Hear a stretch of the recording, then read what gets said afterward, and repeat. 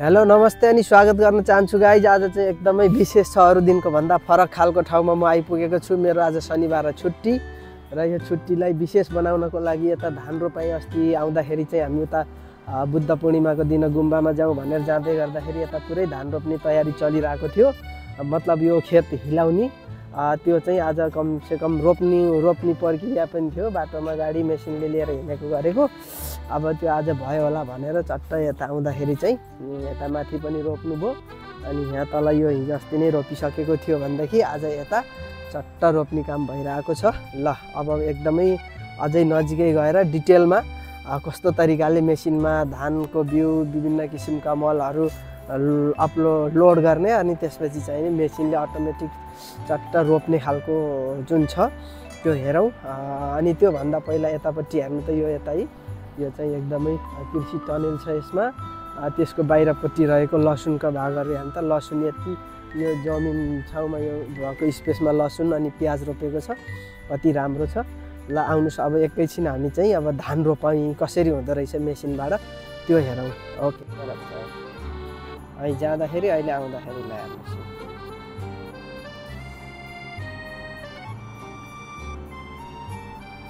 ल ऊ सुरु भयो। अनि यसमा फेरि हाम्रो यो के भन्छ मल हाल्ने त्यो हुन्छ नि, त्यो युरिया दाना पोटास त सबै घोलेको त्यही डब्बा बक्स छ। त्यही अनुसारको फेरि आफैले फरार मल पनि छरेको छ, त्यही बक्स छ हेर्नुहोस्। ल उता बिउ पनि छ, यता रासायनिक मल छर्ने बक्सा पनि छ। ठ्याक्क 5-7 किलो जाने डब्बा छ। त्यही अनुसारको भरिया छ। त्यस्तो छ। ल हेर्नुहोस् ल पाटा टाटा टाटा टाटा टाटा टाटा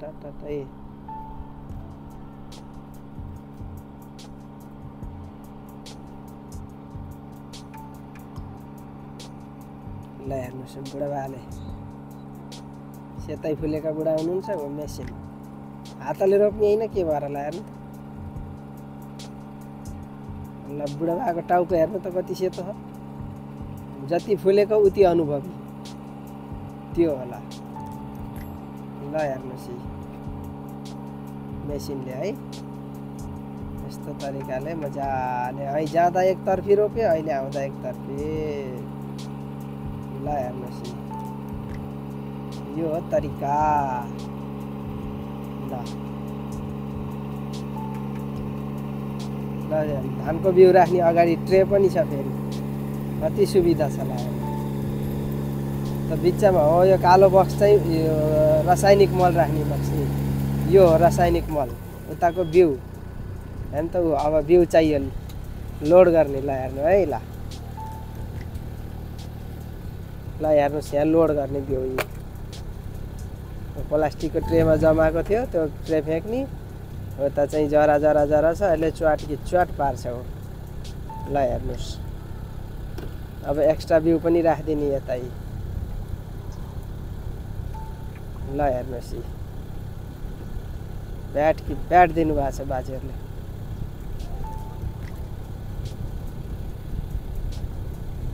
ल हेर्नुहोस् आज दिन पनि फेरि एकदम घाम लागेको छैन, रमाइलो छ। ल हेर्नुहोस् यो हो युरिया मलको तपाईँको रासायनिक मल भनौँ न, दाना सबै छ, मिक्स छ।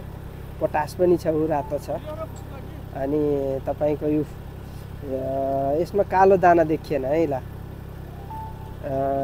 सेतो।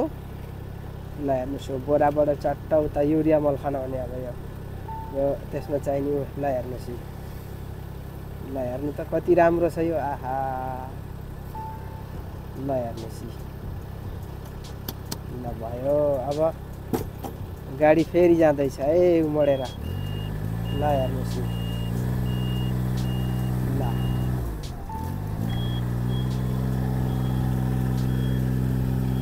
ल हेर्नुहोस् बिउ।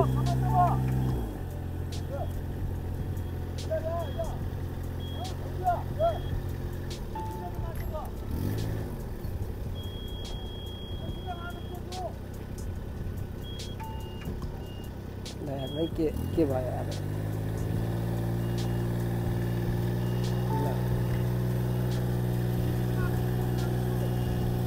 केही यसो गडबडी भयो होला नि त।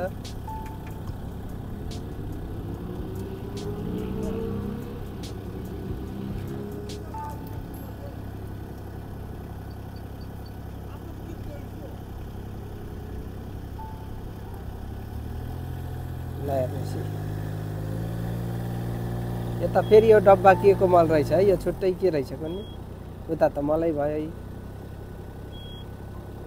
ल हेर्नुहोस् अब झरै टक्क हो। ल हेर्नु है, यो हो नि तरिका होइन। आहा ल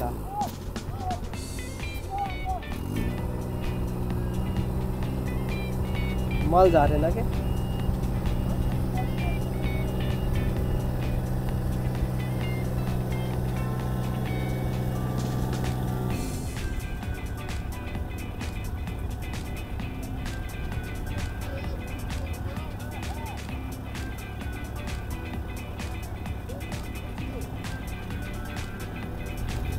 ल हेर्नु बुढाले त अन गर्नै बिर्सिनु भएको रहेछ क्या।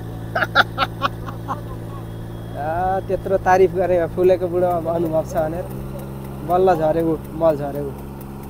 ल हेर्नु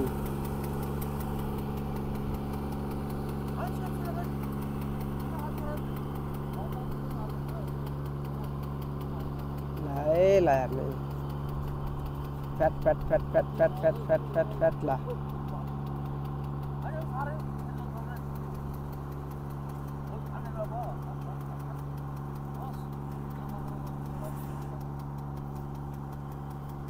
ल हेर्नु त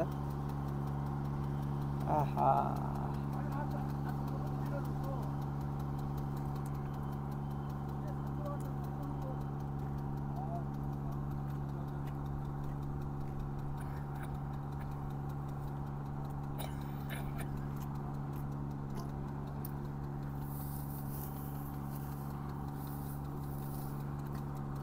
ल अब जे होस् सबै कुरा देखियो है। ल साथीहरू थ्याङ्क यू भाइ। ल यति गरेँ है, ल धान रोपाइ यति गर्नु पर्यो आज। ल ओके साथीहरू पक्कै पनि एकदमै रमाइलो भयो हाम्रो धान रोपाइ। हेर्नु त यी एक गाडी छ यहाँ, धानको बिउ पनि छ अझै। यो पुरै फाँक हान्ने प्लान छ क्या आज बाजेहरूको, बाजे हुनुहुन्छ सबै। ल हेर्नु कस्तो मजाको धानको बिउ छ है। अनि यतापट्टि पनि अब कहिले यसको पालो पनि आउँछ भरे भोलितिर। ल हेर्नुहोस् रोपाइ यो हो कि मैले भनिरहेको छु। अब हेर्नु त यी खेत अनि खेतको निकास पुरै यहाँ ढलान गरेको बाटो, उता पिच गरेको बाटो। ल हेर्नु कति सुविधा सम्पन्न फेसिलिटी छ। अब टक्क चाहिने धान उठायो, काट्यो मेसिनले, सब यहीँ पोको पार्यो लग्यो। यस्तो तरिकाको प्रविधि छ। ठिक छ, अब यो प्रविधि नअपनाउँदासम्म चाहिँ कुनै पनि चिजले अब त्यो हाम्रो सोचेअनुसारको प्रगति हुँदैन। ल हेर्नुहोस् यो फेरि उसो अहिले रासायनिक मल हो। यहाँ अर्को बोरामा कम्पोस्ट मल ठोकिसकेको छ, अहिले रोप्दाखेरि पनि हाल्दा रहेछन्। अनि यता यो पानी ढडाउँदाखेरि यो हिलाउँदाखेरि पनि हालिसके हान। बिना मलको कहाँ छ र। ल हेर्नु त। ल thank you very much for watching भन्न चाहन्छु। जे होस् आजको विशेष गरी चाहिँ यो भ्लगमा चाहिँ म खेततिर आउने एउटा अस्ति पछिल्लो पटक आउँदाखेरि यता देखेको र आज चाहिँ यो खाली थिएँ अनि चट्ट चाहिँ जानु पर्यो, रोपाइ भइरह होला भनेको।